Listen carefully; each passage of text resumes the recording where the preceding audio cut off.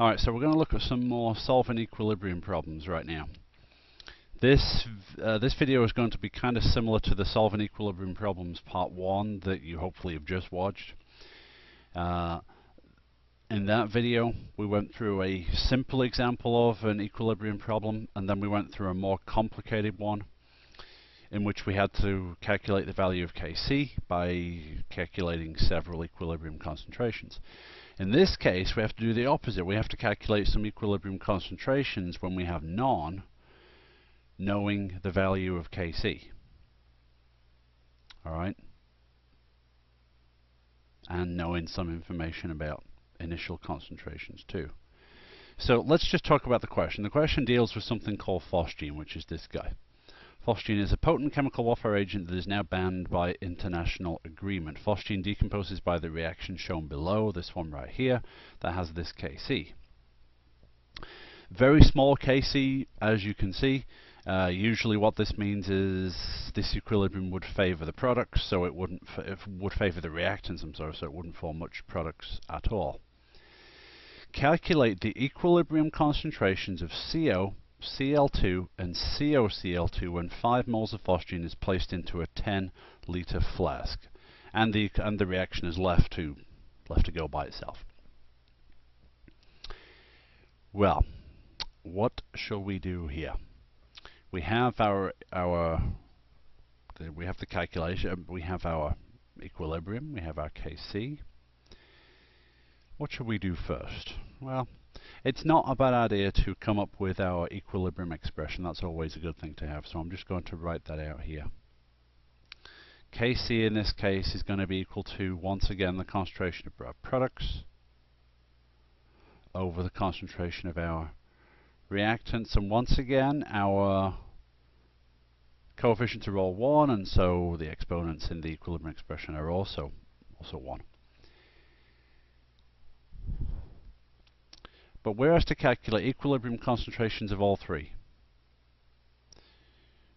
We do have information about the initial concentration of our phosgene, but we have no equilibrium concentrations as we had in the last question, which does make things somewhat more difficult. Okay, but here's what we're going to do next. We're going to write out exactly what we did before. We're going to write out our ICE table, and we're going to see pictorially what information we are missing and what we can put in. Alright, so let's just do the same thing again. We have our CoCl2. Again, I'm just writing out all the reagents here, all the species in the reaction, then we'll write the 3 columns underneath it. So we've got the I, C, and E. Alright.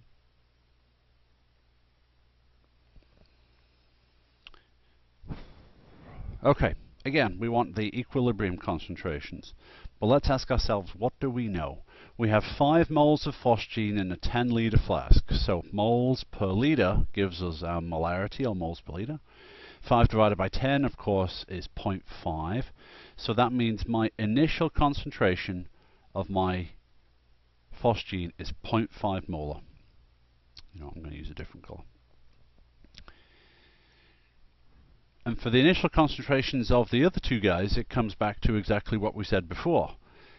If species are not mentioned in the question in terms of they're added into the flask, then that means they're not added into the flask.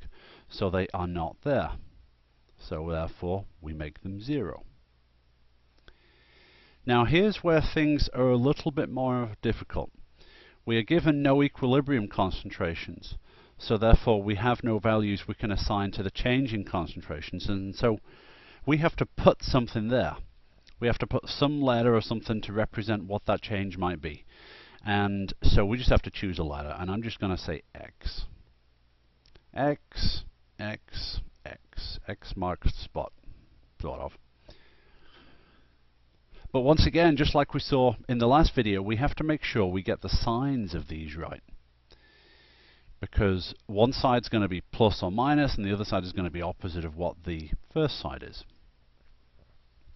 And this is where we have to be very careful about how we approach this. The Kc value tells us one thing. It tells us that based on the fact this is really, really small, that should tell us our equilibrium should shift to the left, which ordinarily would be true. But there is one thing in this question that counteracts that. And I wonder if you can spot what that is. It's quite a common thing to see in questions like this, but it's really important you understand why it is important. Okay? It's true that yes, this Kc value would usually mean yes, the equilibrium would shift to the left if you had it, if you let the reaction go. In this case, however, the equilibrium has to shift to the right. Who can see why it has to shift to the right? Well, the reason it's got to shift to the right is because it can't shift to the left. And it can't shift to the left because we have no products. If your initial concentration is 0, you can't shift away from that and get less than 0, unless you're in some bizarro world or something like that. So your concentration has to increase in the direction where the products increase from 0. This Kc value means this increase for these two is going to be very, very, very, very small because the equilibrium doesn't want to do it. Okay, it has to do it in this case, but it doesn't want to. So here's what we can say. We can say then at equilibrium, the equilibrium concentration of our COCl2 is 0.5 minus X. The equilibrium concentration of, I forgot my minus, I've forgot my signs here. Let me just make sure everybody understands that. Because we said these two have to increase from 0, then this has to decrease, and that's why it's 0.5 minus X. And the concentration at equilibrium of these two looks like so. Now, when I try and put this into my equilibrium expression, because I have my value for Kc, I get something that looks like this. This is x squared because this times this, x and x, over 0.5 minus x. Now, notice what we have here. If I take this up to here, I'm going to have something that looks suspiciously like a quadratic equation.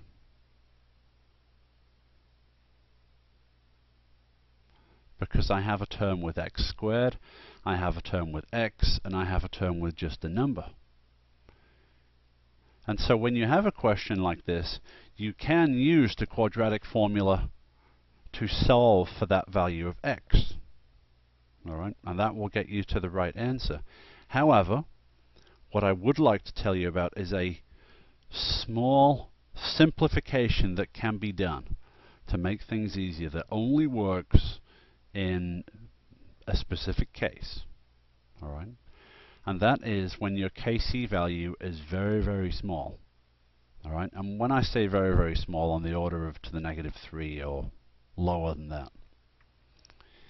Because what that means is the Kc value is so small, the equilibrium wants to shift really to the left, but it has to shift to the right because we have no products. That shift is so small, so insignificant, that what that means is this x is very, very, very, very small. This plus x is very small. Which also means this minus x is very, very small. And what that means is if x is exceedingly small,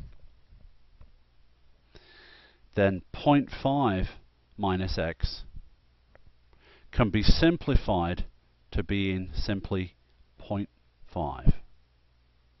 All right? Now I hope you understand what I've done there, that simplification of just removing that x, because it would be very small. If you do that, then your 0.5 minus x becomes 0.5. And then I hope you can see answering your question becomes a lot easier because you haven't got the quadratic to worry about anymore. And simply it becomes a case of saying, well, if this is true, I take my 0.5 up here, and this then becomes 4.15 times 10 to the minus 4 is equal to x squared.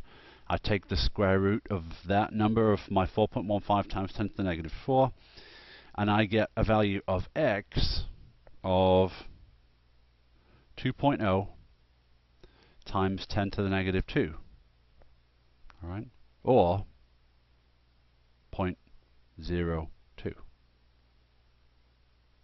Okay. So that's what my X is. So therefore that means then my equilibrium concentration of chlorine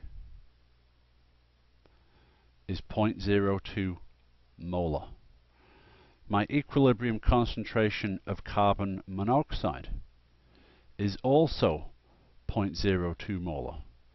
And my equilibrium concentration of COCl2 is 0.5 minus X, which is 0.5 minus 0.02, which would be 0.5 minus 0.02,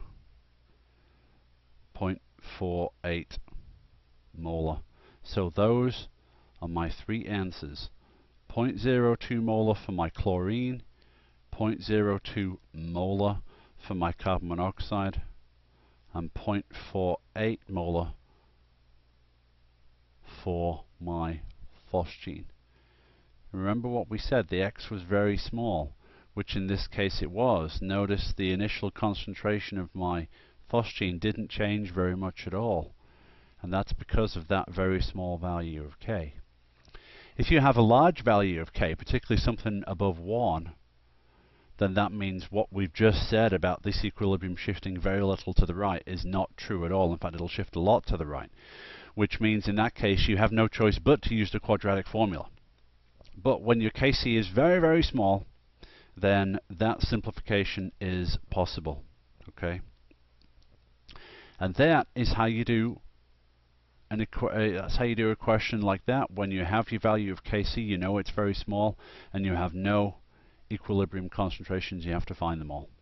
All right, there you go. Thank you.